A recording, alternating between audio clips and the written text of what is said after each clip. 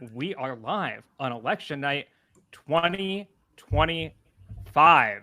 Welcome to the GD Politics live stream. It's basically an election night watch party with some of the smartest election watchers on the internet, but also importantly, Plus some of me. the most fun election watchers on the internet.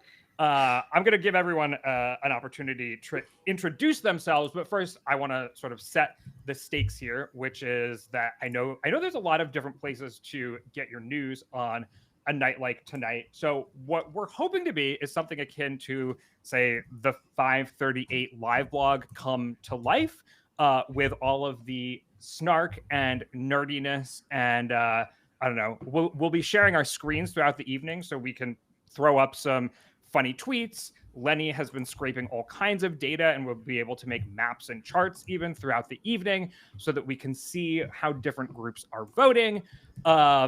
And yeah, I'll say from my part, I am drinking an Austrian white in honor of Lenny Bronner, who is himself Austrian. An Austrian and white. will be our... What's that? I got an Austrian white at that. It is an Austrian white. Buddy, indeed. Starting Do they off make on the other right kinds note. of Austrians? Asian. Okay, and with that, I wanna give folks an opportunity to introduce themselves. So, Lenny Bronner joining us. Okay, wait. Nathaniel's grabbing wine so that he can. Yes. Okay, what's This going is on? the Virginia. It's a Virginia wine. Virginia is known for its smallish wine industry. And is that- in the country. Is it really? Yeah. Hey, before we go Okay. any further, can I just say that we have our first race call of the night? Wait, Mary, what? Okay, turning the state- floor over to you, John King, aka Mary Radcliffe. State Navigate has projected Abigail Spanberger to be the next governor of Virginia. For those who don't know, State Navigate, I work for State Navigate also, but State Navigate is, the forecasting is done by Chaz Nuttycombe, formerly had another outlet and is like the Virginia guy. So we were on with Galen last week talking about these races, and we have that projection already. So how does that work? Just like give us a little bit of the behind the scenes, right? Like Walk how right many into that votes? one. How many votes have been counted in Virginia? How do you None. call it at 5 minutes past polls close? Right. So State Navigate has been forecasting the Virginia race all throughout the fall. So we've collected all the polls, the standard forecasting stuff, the polls and the demographics and so on. Now, Chaz has also spent literally all day on the phone getting turnout numbers and statistics from every jurisdiction within Virginia, so cities and counties. For those who don't know, the way Virginia reports their election results, their cities are like independent, not reported. They're independent governing bodies, not inside of a county. So Chaz has been doing this all day. He knows everything about Virginia politics, and so from what he's seen so far, there's no path here for Sears. This happens all the time in the presidential level too, right? I mean, they'll call California for the Democrat before any votes are reported based on what we know about who has voted in the pre-election polling. Okay, Well, yeah. They do that based on the exit polls. Yes, also exit polls, which I don't know if the full exit poll data has been released yet, but they don't usually have exit polls in California. Nathaniel, they don't do exit polls in California. Yeah, they do. Well, they also No. don't call. Do they call California right away? Yes, they do. 24. hmm Okay. It sounds like Nathaniel is skeptical of this race call. Nathaniel, is there something you would like to say out loud? I think that, I think that Chaz is obviously a huge Virginia expert. I just think generally people should not be, people should not be making projections without actual results. I think it doesn't, like, we're all going to know who won very, very soon. And like, it doesn't really matter whether you do it 5 minutes before everybody else. I know that it's important to some people, but yeah, I just think that like we can wait, especially like, it comes to kind of like it raises questions like, oh, how can they make a projection without knowing how many votes, like without knowing any votes, like just from democracy, like a democracy perspective. I think that we should just be waiting for a representative sample of precincts, which we will have soon. Fair enough. I mean, for what it's worth, we do actually now have the full exit poll released in Virginia. So, Oh, nice. Okay. I mean, on a night like tonight, are we getting exit polls, in New Jersey and Virginia, and that's it? Are we getting them in New Jersey as well? Like, what's the data? Yeah, picture and New gonna York look like City. tonight? We also have exit And polls New in York New York City. City. Okay. Mhm. How about California? Oh, yeah, actually, Yep. I do think they did. So it's a new thing that they're doing this year. So the traditional exit poll has been replaced with the voter poll, so folks might know that if you're watching this live stream, you probably do because you're an election nerd. But there were two exit polls for a while. There was AP Votecast and there was a Edison exit poll, the national election poll, which is like ABC News, CNN, those type of places. Those places have all combined forces for this election, and I'm guessing they will do so going forward. So there's now only one exit poll. It's called the voter poll, and as you mentioned, it's covering the big races today. They are also doing the attorney general race as well in Virginia. Mm-hmm. Yeah, yeah. So we're going to have exit poll data there, which will be interesting. Yeah, that's up already. I'll send y'all a link. So, folks just heard Aaron Covey's voice, although I don't think you've properly introduced yourself, Aaron. You are new to this GD venture, which is exciting for all of us here, but you're also sharing a screen with Nathaniel Rakic. You guys are a little bit blurry right now, so actually people can't see your face in its entirety. So if you want to know exactly we're in witness what Erin protection Covey looks like, you might have to Google her. They are at just to pull back the curtain a little bit, they're at an election watch party at Jacob Rabashkin's house. Jacob Rabashkin is also going to be joining us later this He's evening. not even here, and we're using his studio. It sounds like you might be straining his streaming services or his internet for feed. Sure. But Aaron, tell us a little bit about who you are for folks who haven't met you yet. Yeah, well, definitely longtime listener, first time caller. Have been a big fan of the 538 pod, rest in peace, for a long time, and now of the GD Politics podcast. But I cover House races at the Cook Political Report. And so I've been there for about 2 years, previously worked with Jacob at Inside Elections. We are good friends. There's a lot of race rating collusion happening all the time. So, Wait, this is fun big. times. You mean to say that Inside Elections and Yes. Cook Political Report talk to each other? We do. And yes, there's a lot of hurting going on. It's really scandalous. Are you allowed to say, like, if your boss is watching right now, will they be mad? Are you allowed to say this? No, they're chill. They're chill. Okay, all right. You have a cool boss, not like those other bosses. Yeah. Between these race calling and this collusion on race ratings, I'm really losing faith in the election. The reporting. election, This is terrible. the election ratings and calling apparatus. Lenny, Yeah. speaking of race calls, you're something of a one-man decision desk this evening. I talked to you on the podcast about all the data that you have been gathering in the run-up to this election night. Can you tell us a little bit about what data you're hoping to have? And I say hoping because, like, there's the data that we expect, and then there's also the New York City Elections Board, which doesn't always come through. So, take it away, Lenny. Yeah, absolutely. I'll start by caveating and saying that we're not going to be doing any race calls, especially not on the air. But I generally don't like doing race calls. Also, in the past, I've built election night forecasting models. We don't have one this year, so to the degree that we can use that kind of stuff for race calls, we're not going to be having that. But in general, I have a lot of data prepped for Virginia, which I guess is what we're expecting to be coming pretty soon. We are getting precinct results. I'm sure a lot of the listeners know precincts are like the smallest unit of elections. It's basically where you cast your ballot and where it gets counted. Oftentimes, that's not actually what the results are that you usually see. Usually, you see results on a county level. But we're able to sort of pull back the curtain a little further in places like Virginia, and we're going to be able to look at precinct level results, assuming that my parser or scraper for the results there works. If not, we're going to fall back to county level results, which we get from the Associated Press. For New Jersey unfortunately doesn't release precinct or town results for their data. I mean, they release town results, but it's done by county basis. So there's not just one place that I can scrape all those results from. So we'll be, relying on county level results from New Jersey. which is a little unfortunate, but I'm sure throughout the night, maybe we'll be able to like zone in on particular towns that we know are meaningful in some way and sort of are able to tell the story that we want to tell, or that we're interested in following to sort of draw inferences from.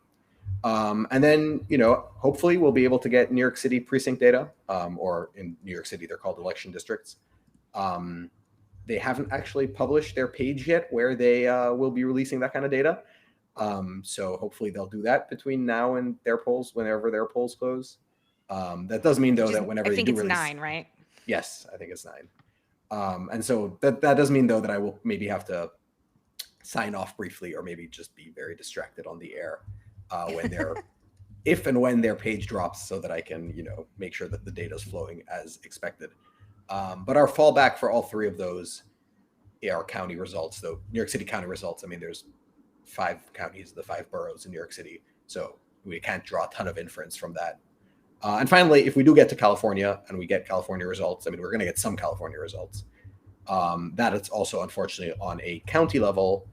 We'll be able to draw some comparisons to the 2024 results, but we all know, California counts very slowly. They allow ballots to come in way after election night, so we're not really expecting to have anything close to final results in California. And obviously that makes drawing comparisons really difficult, because we only really want to compare apples to apples. So that's what I want to say, for all these kind of demographic, for all these, groups that I just talked about, for all these geographies, we do have a bunch of demographic data prepared also. It sort of varies a little bit from state to state. Obviously, I focused on the places of the kind of demographic data that we find particularly interesting. For New York City, we'll be looking at age as an example, because, we expect there to be an interesting breakdown there. For New Jersey, we're going to be looking at especially places that have a high concentration of Hispanic voters. So it'll depend a little bit on the place we are looking for, what we think is interesting, and obviously what data is available, which is different from state to state. Yeah, I want to talk. We didn't talk about this on the podcast when you were on Monday, but one thing I'm curious about, like, we talk a lot about northern New Jersey and looking at Latino voters there. We talk about the different neighborhoods in New York City and looking at Asian and Latino communities in New York City. And we've talked a lot about voting patterns in urban and suburban areas. California is also a pretty urbanized state, but to be totally honest, we're not really going to be digging into the demographic information in California this evening, because they just take a very long time to count their vote. And we don't plan on, I guess it wouldn't even be staying up until 3 a.m. We would be staying up for 2 weeks if we wanted to get into the nitty gritty in California. So I'm kind willing of if you are, Galen. I'm gonna need more than 1 Celsius. I think I might need like illegal substances if we're gonna do that. And do they still make the Loco? Do they make that? I Get don't- rid of that? I So- don't think so. Okay. I think they make a version of Four Loko that's tamed down Oh, a the bit. Panera thing. I do want to flag. We have first results from Virginia. Ah, damn. I mean, Oh, this we is were very- just about to have so much. 1% in. Wait, let me say the one thing I was going to say about Virginia, Okay, which sorry. is amongst the different statewide elections or sort of marquee races that we're looking at, Virginia is the place that probably has the most rural voters, at least that we'll have good data on tonight. And Well, what about Georgia? yeah, Georgia does too, but I have to imagine that fewer Georgians are turning out for utilities board elections than for governor. But if you want to fight me on that, Mary, I totally am down to play. No, that's absolutely true. If you look at the early vote, you can really see this. There's big early vote in like Fulton and DeKalb, and not so much in the rural communities because of the municipal elections in those areas. Yeah, so I think hopefully, Lenny, as the data comes in, we'll be able to take a look at the rural vote in Georgia, because, obviously the urban vote swung to the right in 2024.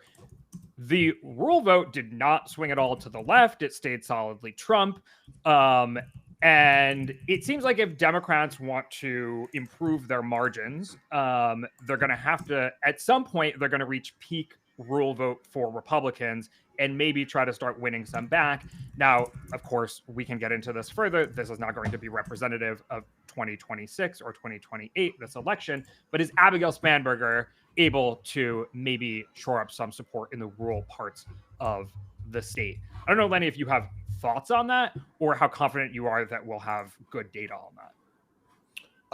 I'm actually very confident that we'll have good data on that, and I have that prepared for when we have enough data to be actually drawing inferences there to compare against 2020, 2024, and the 2021 governor elections. Either way, if my precinct scraper breaks, then we have like counties also we can associate whether they're urban, rural, and suburban. So worst comes to worst, we'll just be doing this analysis on a county level. But so we'll be able to draw the comparison either way, which I'm pretty excited for. And I would expect Spanberger to do well in the rural parts of the state that she's previously represented, like Culpeper and that area. She is well known there and did run up the score there in her congressional races. So I would expect her to overperform there at least. We'll see the rest of the state. Has she taken, Aaron, a particular approach to trying to win over rural voters in Virginia, maybe in particular Western Virginia? That's a great question. I honestly don't know as much in terms of her gubernatorial campaign, but in the past, she has just made a really strong effort winning over a lot of those local elected officials in the previous congressional races. Like I remember there were sheriffs like deep in red parts of her old district that she had managed to win over their support. And of course, she is one of the more moderate Democrats in the House and had a history of criticizing those in her party who were critical of police. And so that is one area where she certainly has some credibility. It is interesting though, like Earl Steers's ads have like really been like basically like Abigail Spanberger is Zoran Mamdani in AOC, which is like pretty funny to those of us who know her history. But like they've been like it's been like basically the caricature of what you would imagine a Republican like attack ad to be, and it's like like she's letting boys into girls' locker rooms and with an image of like a crying girl and like a big hairy guy, and she's really trying to do that. So I guess it'll be interesting to see which whether that message wins out in the rural areas or whether Spanberger does have some juice there. Lenny, you did say that we were getting some results in Virginia. So let's take the opportunity to test out our technical capabilities here on this election night live stream. And I am going to share my screen. So let's go to, here we have it, the AP. Can everyone see? How's that look? I mean, I can see it. Yeah. Awesome. Okay. Looks so we have right now, if the how much of the vote has been counted? 2% of votes have been counted, according to the AP estimates. And Abigail Spanberger has a 10-point lead, which is pretty much in line with the polling averages. So I think we can call it a night in Virginia, right, folks? Well, where do they have Miaris? I'm looking at the comparison because I think that's the most interesting thing, right? Spanberger is going to win. We know this, but we don't know what's going to happen in the AG's race. And so, like, looking at the counties and cities that are most reporting. So in Waynesboro, Spanberger is up by 3 points currently, and Miaris is up by 4. So that's a 7-point gap. In Fairfax City, Spanberger's up by 46, Jones is up by 36. So that's a 10-point gap. So we're already starting to get a sense of how much Spanberger is outperforming Jones by. We don't obviously know where they're going to end the night, but that's kind of what I'm looking at right now. Do you know, Nathaniel, if those votes reported are early vote, early in-person, mail-in, or election day? Because there's a good chance that Jones, if we're getting the especially vote by mail first, that Jones's performance will decline over the course of the night as a chunk of that vote was cast prior to the scandal breaking. It's okay if you don't know the answer to that question. So I do know that we don't have any single count. Yes, no precincts fully reported yet. So like it has to be some kind of either early or vote. Yeah. Okay. So I mean, I would anticipate that Jones. Yeah, and in Virginia, underperformance will get worse. Yeah. We also have some early vote in Georgia.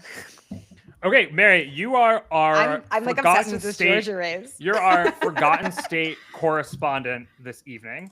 For both Georgia and Pennsylvania, I have to say though, don't you think, obviously Mary's joining us from Pennsylvania, maybe that's not obvious, but you are joining us from the Pittsburgh area. I sure Don't you am. feel like you get enough attention in presidential years? Like, do you also need to make the off year when we actually have interesting elections in places like New York and New Jersey and California? Do you also have to make this year about Pennsylvania and Georgia? Okay, but it is judicial retentions, which like really almost always go through. Like there's not a lot of like, I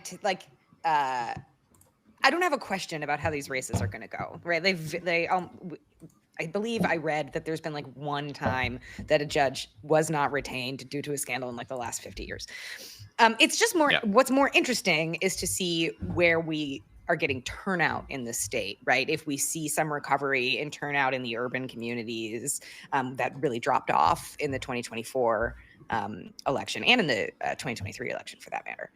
So that's what's interesting about Pennsylvania, frankly. And I mean, to some extent also Georgia, although that's complicated by the fact that there's municipal elections in and around Atlanta that don't exist in other parts of the state. So, I mean, I think that's the really interesting story about Pennsylvania is whether or not turnout recovers with some more traditionally Democratic constituencies that has fallen off in the last couple of years.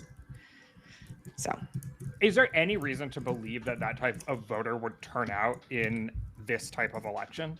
Well, a lot of jurisdictions in Pennsylvania also have municipal elections. So Pittsburgh, for example, has a mayoral election. It's not competitive, but it does exist. There's also like city council races, county council. So there's in a lot of locations, while the top of the ticket, yes, is the Supreme Court, there's a ton of municipal stuff in these off years in Pennsylvania. Yeah. So Mary, there's definitely this conventional wisdom in Georgia that the municipal races in the Atlanta area are the main event versus the public service commissioner race, which is the statewide race there. Yeah. Do you get that sense in Pennsylvania? Because I know in Pennsylvania, there was a lot of money spent on these judicial races, and like Pittsburgh mayor, as you note, is not very competitive, but there are maybe some more competitive like county executive races in places like Erie and Northampton counties. Like, do you have a sense for which one might be driving the turnout here? I mean, I think like it probably depends on where you live, right? Like in Pittsburgh, I think the turnout is probably going to be driven by the retention races because like the stuff that we have, the local stuff on our ballot is just like none of it seems to be competitive, with the exception of perhaps one of the city council districts, which I don't live in. So I know. No, but I mean, I think what's been interesting to me about this judicial retention is that we've seen a lot more spending in this one than we usually do in Pennsylvania, right? Like it's like it seems to me that the GOP was like, okay, we have an opportunity to like try to flip the court, and there's nothing else to spend money on in Pennsylvania, and it is a swing state that we just won. So they poured a lot more money into this than you usually see in judicial retentions. I mean, I had TV ads for judicial retention, which I don't recall having in the past. So while we're waiting for more results in Virginia, I want to bring up a topic that was suggested to me by none other than Nathaniel Rakich. And it's basically asking us to put ourselves on the record before we have actual results from the evening about how much off year elections matter for I would stick to the midterms, although if people want to answer when it comes to the presidential as well, like I think that's just then we're in silly season. But how much do the 2025 elections sort of predict or matter or say something about the 2026 elections? I mean, maybe we could say whether it says something about the parties as well. But once we actually have results, people who sort of find that they've done well this evening are going to say, you know, this is really important. This is an indication of exactly how the country feels, blah, blah, blah, blah, blah.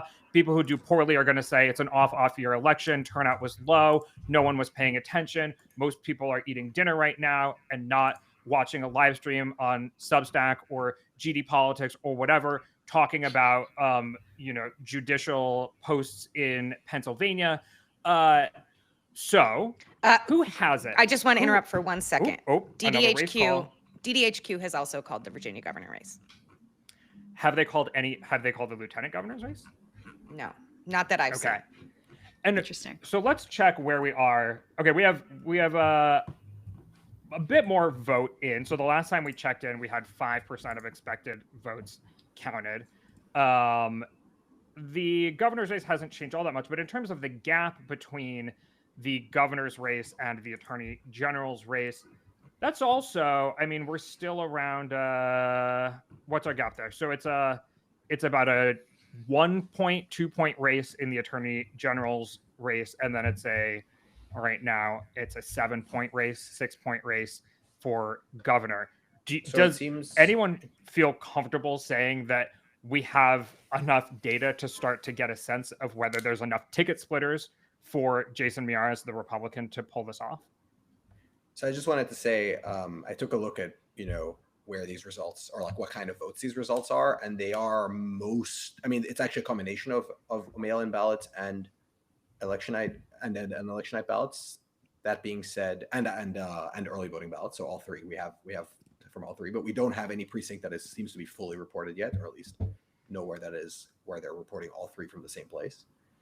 But most of it, just sort of perusing through, it does seem to be election night ballots, which are probably going to be Jason Miyares' best ones. So what you're saying is, if he's not winning amongst these election night ballots right now, he's probably not winning. Yes, but the fact that he is winning with these mostly election night ballots now is, I guess, where he needs to be. But I don't know if he's ahead by. I don't know if he's ahead by enough. I mean, I just don't have a sense for how representative these precincts are at the moment. Right. So another pattern that is well established in Virginia, and I haven't taken a close enough look, although, I mean, I can see that, for instance, like Fairfax County, liberal county near DC is not reporting anything yet. But the general pattern that you see in Virginia is that rural areas where you see over the course of the night, like Northern Virginia comes in, and so the Democrat tends to come from behind in past races. So in that sense, Miyares, he's up right now, like 51 to 51.5 to 48%. So obviously it's good that he's leading, but like that's definitely not a safe lead. Okay, so we'll keep checking back in.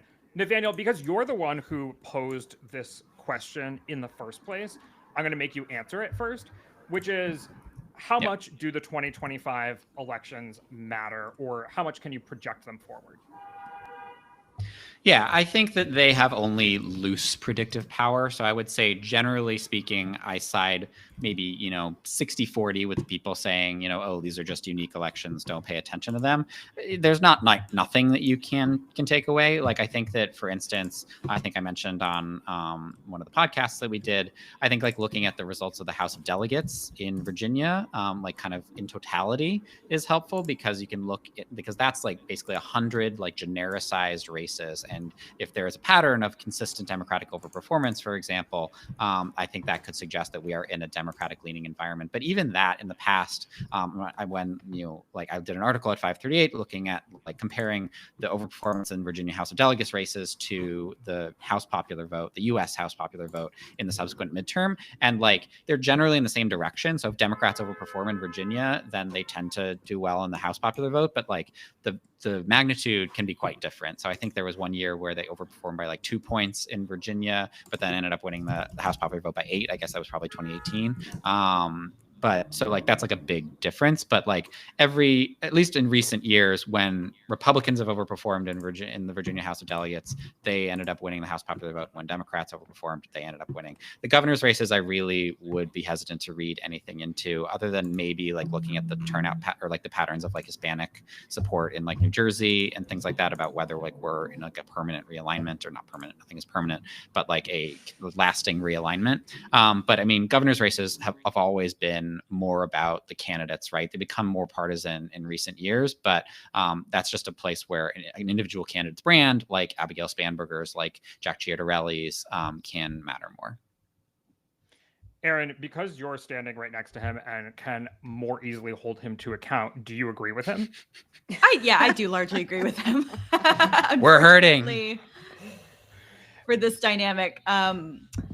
But yeah, I agree. I think the governor's races are often so unique to the specific candidates and the state dynamics. Even like, a lot of folks have said, Virginia and New Jersey voted the same way, by the same margin at the presidential level. Both were won by Harris by 6 points. But these are states that are moving different ways directionally too. And I think we can like point to certain results in like certain parts of the state, like Passaic County in New Jersey will be instructive to see how turnout is among non-white voters in a off-year election, and how someone like Nellie Poe might do in her re-election next year, because that overlaps with her House district. But I don't think we can like make big sweeping takeaways. I mean, I think about especially like in 2021, the Virginia governor's race. Youngkin did so well in so many of these congressional districts that Democrats ended up winning pretty comfortably by the time we actually got to 2022. Obviously, a lot of that was as a result of changes in the broader environment around Dobbs and other issues. But I would take them with a grain of salt. So yeah, I think it's also. Oh, go ahead, Nathaniel. Yeah, sorry. Just to drop two things in here. First of all, Decision Desk has projected Ghazala Hashmi, the Democratic candidate for lieutenant governor in Virginia. She's projected to win now. And also, we just got a bunch of votes from Loudoun County, which is a big ex-urban county in the DC area. And that's the early vote, but it's like most of the vote there. And Spanberger is winning it by 26, but Jones is only winning it by 15. So that's a pretty big gap, but also maybe a part of the state where you would expect a bigger gap. But yeah. That's a big vote dump. Mary, is that what you can say? No, I was going to say something else. Aaron was talking about Virginia and New Jersey sort of like directionally moving in different directions. The other thing I wanted to point out about this is that it's a lot harder to draw conclusions, I think, in this particular situation, because the background environment in Virginia and New Jersey is also really different from each other, right? So New Jersey currently has one of the most unpopular Democratic governors in the United States. And so we like to nationalize everything and say like, oh, this is about Trump or whatever. But I think there's a decent portion of the population of New Jersey that's just like, don't like Phil Murphy, would like to see a change, So I think it's partly that in New Jersey, which is like narrowing the margins for Mikey Sherrill, especially in the pre-election polling, and we'll wait to see what happens with results. Whereas in Virginia, you have an incumbent Republican governor who's actually not that unpopular. He's more or less like even in terms of popularity in most polling. So like, I think the background environments are really different, and like trying to draw a single set of conclusions from both the Virginia and New Jersey race is probably dangerous. I think that makes a lot of sense. But I do want to follow up with Aaron for 1 second, because you are the House editor at the Cook Political Report. And so you are the person who's responsible for tracking how these results map on to congressional districts. And, I think you've said that you can't really map the gubernatorial results onto congressional districts. But are there any parts of the country that you're going to be looking at in particular when you try to sort of rate races going forward? Yeah, I mean, you can't map on directly, but they're still instructive. And there's certain counties that are kind of functioning as bellwethers in my mind for how some of these House races might play out. I mentioned Passaic County in New Jersey's 9th district, Chesterfield County in Virginia's 1st district, which is a Republican-leaning district that has been trending to the left over the past several years. And that could provide a potentially bad sign for Rob Whitman, the It looks like we might have lost you. Well, if the districts. Oh, no. Oh, we can hear you. Well, we can hear you again, but your video is frozen. Okay. Well, keep going. No, sorry. You look to be Oh, well, I was just going to say, Continue, it's assuming that the district stays in its current configuration, which may very well that's not the be. other problem. If we're just redrawing lines, nothing matters. Yeah. Well, nothing matters.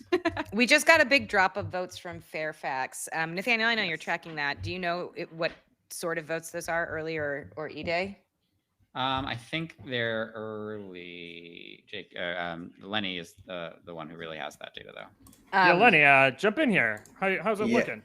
When it's a big dump like all at once like that, it usually means early. Yeah. It's a combination of early voting and election day. They're partially reported, so I can't.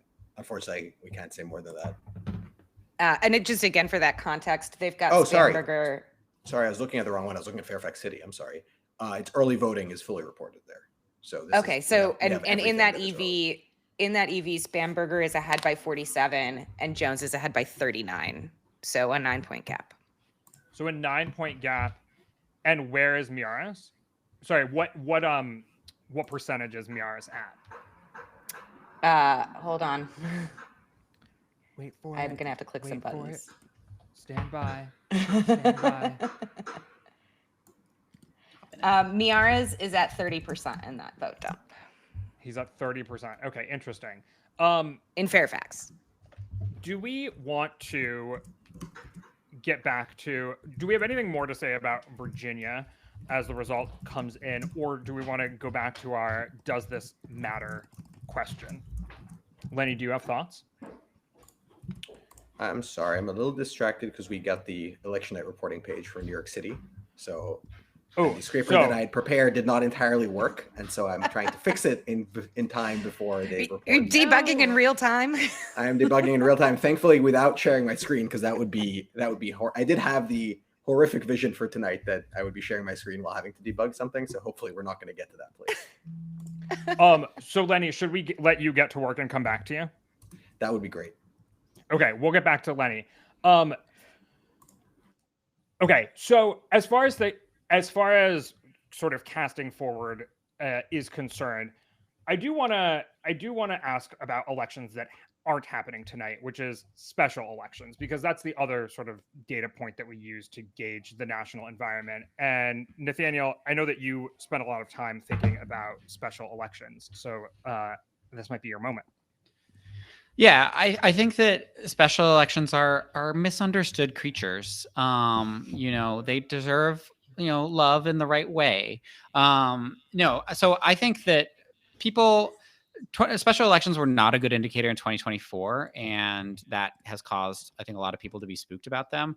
I personally take a longer view, which is that they have been predictive over the long term pretty reliably. And also, I think more importantly, in midterm elections, they have always been more predictive than in presidential elections. So I still feel pretty confident about using them as a midterm predictor. But again, all the usual caveats apply. Like, you have to look at them in aggregate, right? Any one special election isn't going to tell you what you want to know.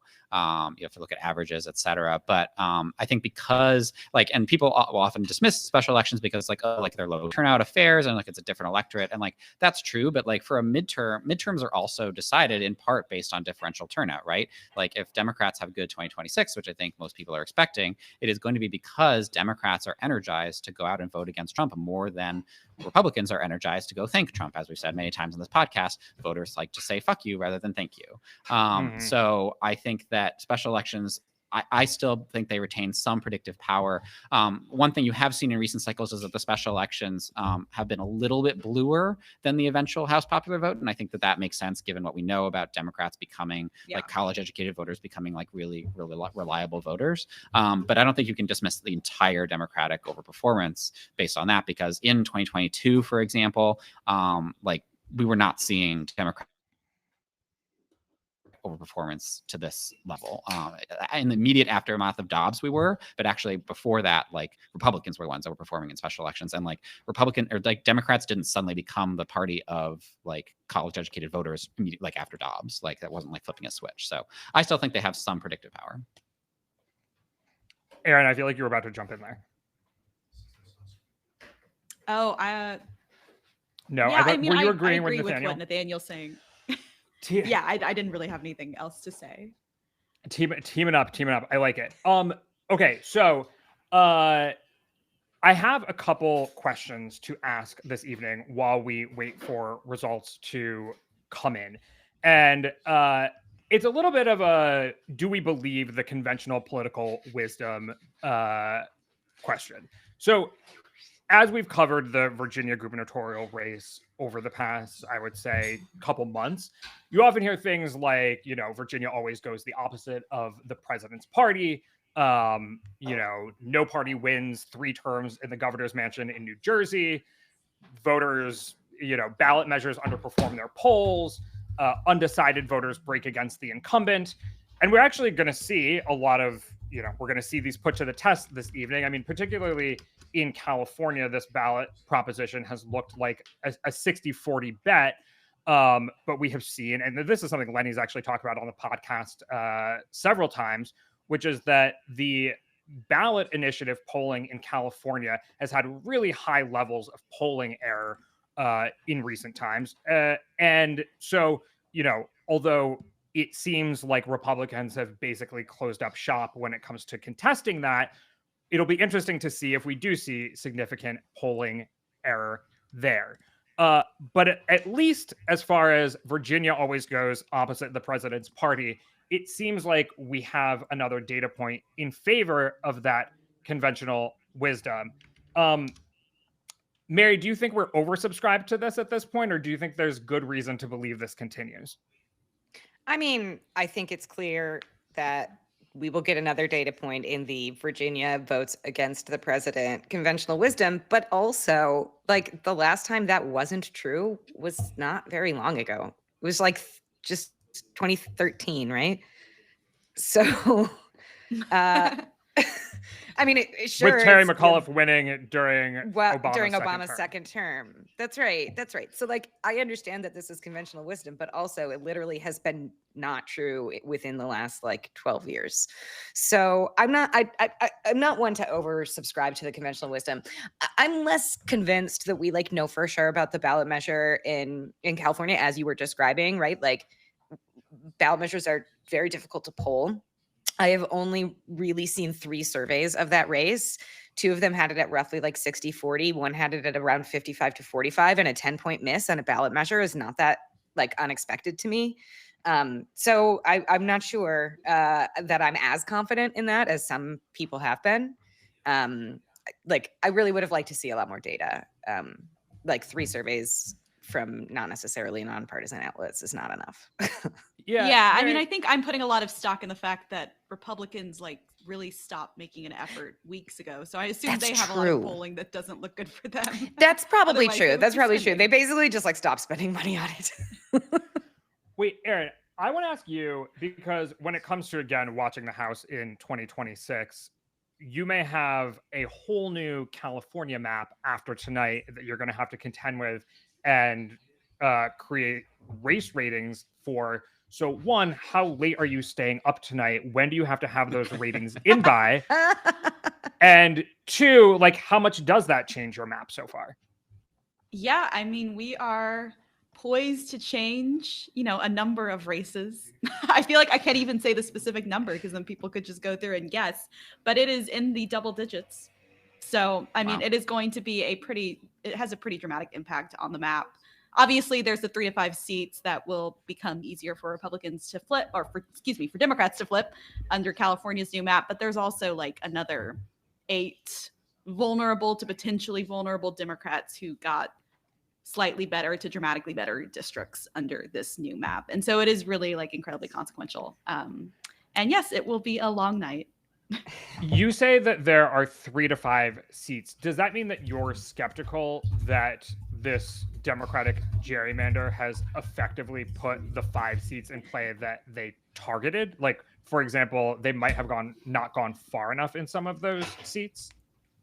I mean, I think it was supposed to be a tit for tat in some ways to the Texas map, which I would argue is also 3 to 5 seats. I think I would actually say that in terms of the seats that are more competitive, I think they were both drawn knowing that they would be highly competitive. Whereas in the Texas case, I do think that Republicans are pretty bullish on Republicans being able to match Trump's numbers in South Texas. And so the 2 still competitive districts, the 4 and 5 seats in that configuration, are both seats that Trump did win by 10 points. But of course, the Democrats who are running in those districts did considerably better in the last couple of years. And then on the California side, the 2 competitive seats, they're, I think, a little bit more like obviously competitive, in that you have a seat that Harris would have won by 3 points and a seat that Trump would have won by a little under 2 points. And those are now better pickup opportunities for Democrats, but they're certainly still going to be competitive. And between those 2, Valadao is probably the least certain because he's still in a seat that Trump would have narrowly won. And obviously Valadao also has a history of outperforming Trump in some races. I've had a lot of people ask me recently sort of when this gerrymandering gambit is taken to its ultimate conclusion, when I guess Colorado and New York changed their constitutions so that they can gerrymander as they wish, assuming Virginia gets through their amendment. Maybe if there's enough pressure on Maryland and Illinois, I'm talking about the Democratic side, but then you have, of course, a lot of variability in terms of Florida, in terms how many districts Republicans could try to pick up. And you have some folks who seem pretty skeptical in places like Indiana and elsewhere on the Republican side. Do you have any rough estimate or bands around which you would put sort of where this all nets out?